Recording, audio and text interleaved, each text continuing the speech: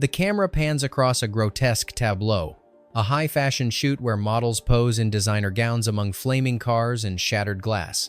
It's chic, it's violent, it's voyeuristic, and it's only the beginning. Eyes of Laura Mars isn't just a thriller, it's a glossy descent into madness, filtered through the viewfinder of a woman who sees through someone else's eyes. Released in 1978, this film straddled an uneasy border between fashion, photography, slasher horror, and metaphysical terror. It starred Faye Dunaway, still burning with post-network intensity, and Tommy Lee Jones in a role far darker than audiences expected. But what really unsettled critics and viewers alike wasn't just the plot, it was the feeling. A sense that the film itself was watching you. Behind the scenes, the movie was tangled in its own web of contradictions. A script originally written by a rising horror auteur was sanitized, reshaped, and distorted. Real fashion photographers known for blood-splattered imagery were hired to create scenes that mirrored serial killing, and entire sequences were erased from the theatrical cut, allegedly too disturbing for public consumption, though whispers of their existence still surface in collector circles. From psychic visions to fashion violence, from studio politics to psychological warfare, the making of Eyes of Laura Mars was almost as disorienting as the film itself. Now dim the lights, focus your gaze, and look again closer, because these are 20 weird facts you didn't know about Eyes of Laura Mars. And just like Laura, you're about to see things you wish you hadn't. Fact shown, the opening scene was inspired by real blood and fashion photography. The film opens not with violence, but with a camera shutter, a fashion shoot, smoke, fire, broken glass,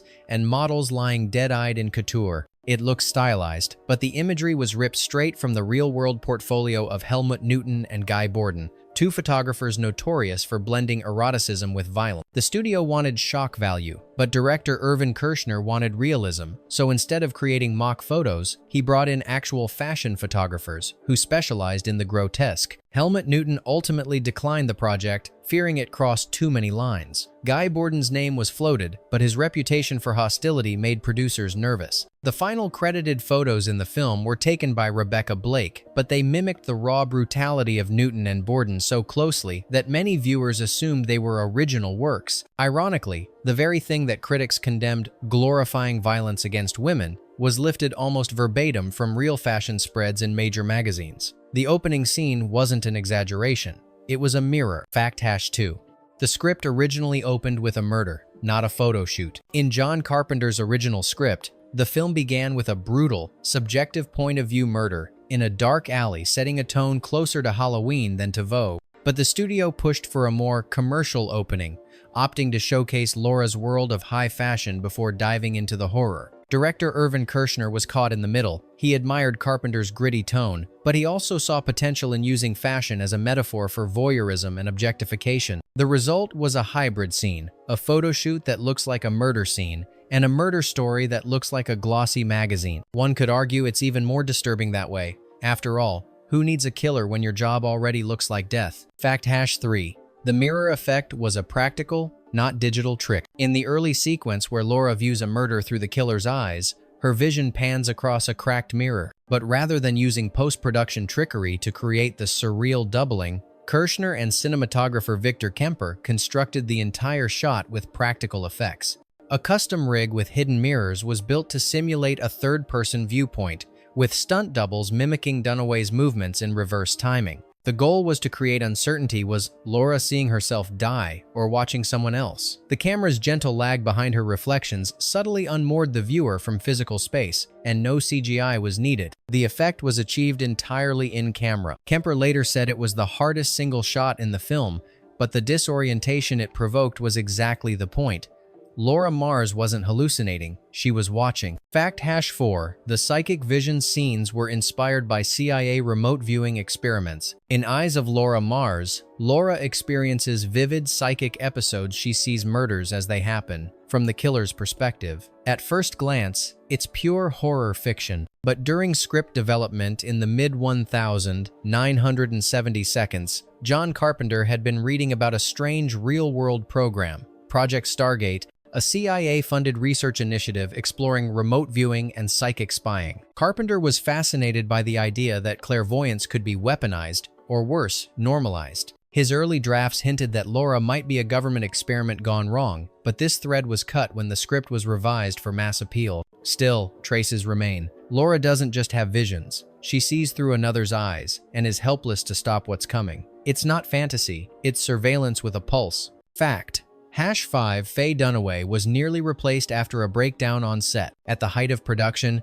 rumors swirled that Faye Dunaway had walked off set after a breakdown during one of the psychic vision scenes. According to crew members, the intense sequences shot with strobe lights and claustrophobic close-ups pushed the Oscar-winning actress into a state of panic. She reportedly locked herself in her trailer for hours, threatening to quit unless rewrites were made to soften Laura's character arc. Producers were terrified.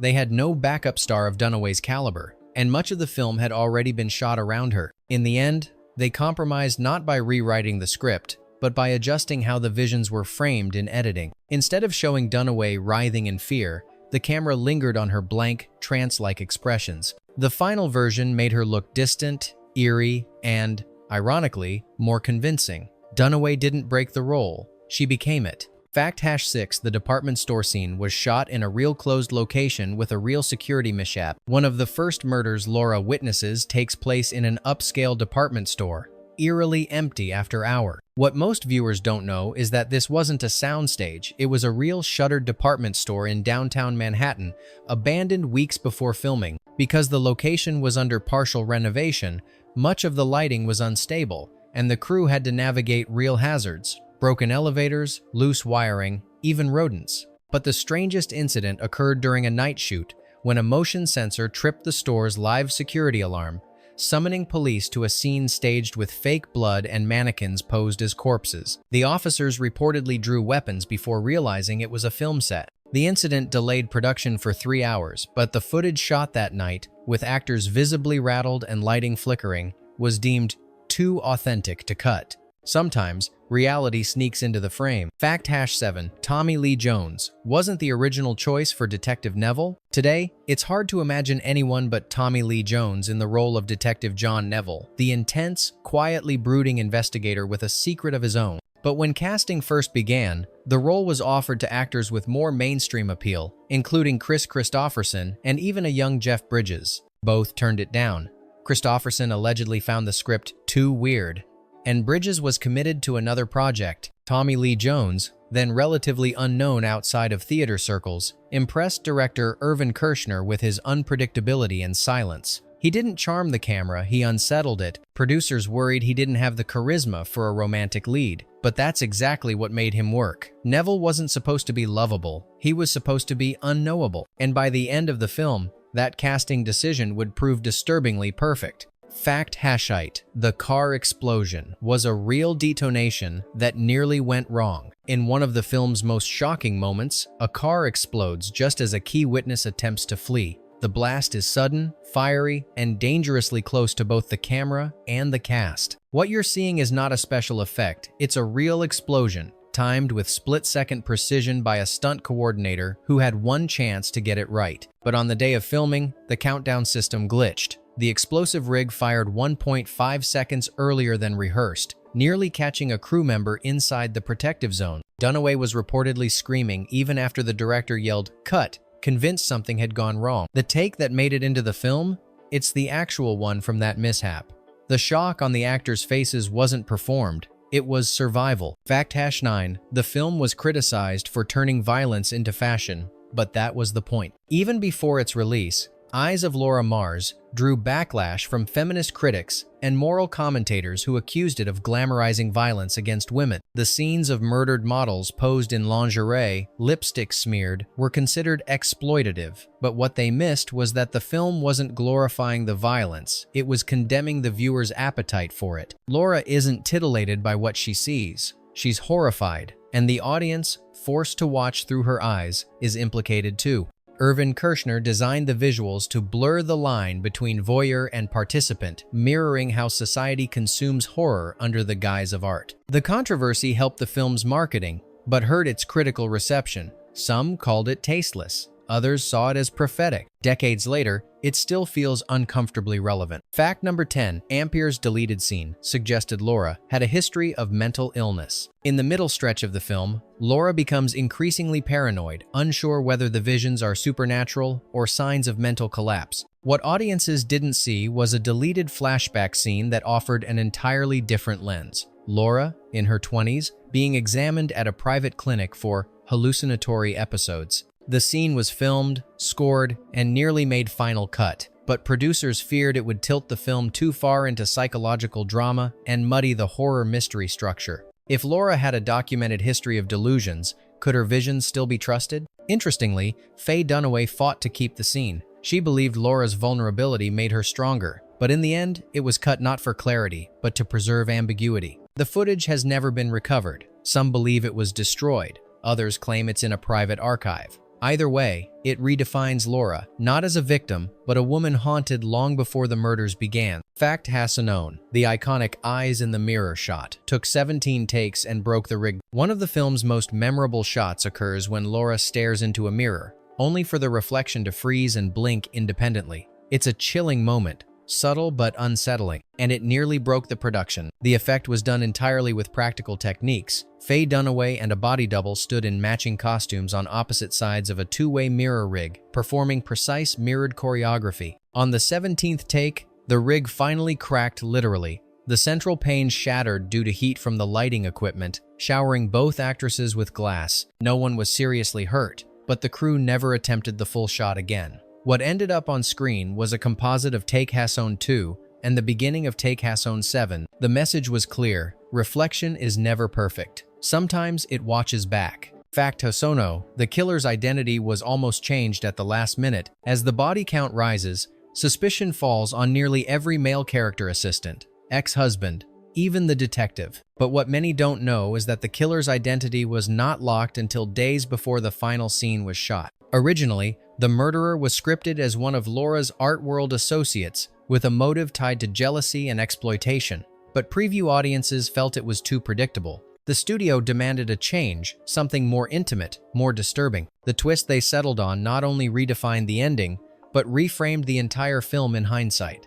The clues were always there barely. Director Kershner once said in an interview, "It doesn't matter who the killer is. What matters is why Laura couldn't stop seeing it, and perhaps more chillingly, why she didn't want to." Fact Hasson 3. The Central Park chase was almost shut down by the NYPD. In one of the film's tensest sequences, Laura flees through a fog-laced Central Park at night, hunted by a killer she cannot see, only feel. It's a long, breathless pursuit through tunnels, tree lines, and bridges, choreographed like a fashion shoot from hell. But what most viewers don't realize is that the scene was shot guerrilla style, with minimal city permits and only a skeleton police present. A miscommunication with local authorities led to real officers mistaking the scene for an actual assault in progress. By the time they realized it was a film set, production was temporarily shut down and forced to reschedule 3 major sequences. The delay cost the production $80,000, an enormous sum at the time. Ironically, the chaos and urgency from the real disruption bled into the scene itself. That raw panic you see on Dunaway's face, it's not just acting, it's borrowed time. Fact Hasson 4. John Carpenter's name was almost removed from the credits. Although Eyes of Laura Mars is one of the few Hollywood thrillers based on an original John Carpenter script, you won't find him promoting it in retrospectives or interviews. That's because Carpenter disowned the final cut. His original screenplay was titled Eyes and featured a colder, more ambiguous Laura. The violence was sharper, the ending more nihilistic, and the killer far more morally unredeemable. After multiple studio rewrites and softening of key scenes, Carpenter asked to have his name removed from the credits. The Writers Guild denied the request because too much of his structure and dialogue remained intact. To this day, Carpenter refers to the film as a studio product.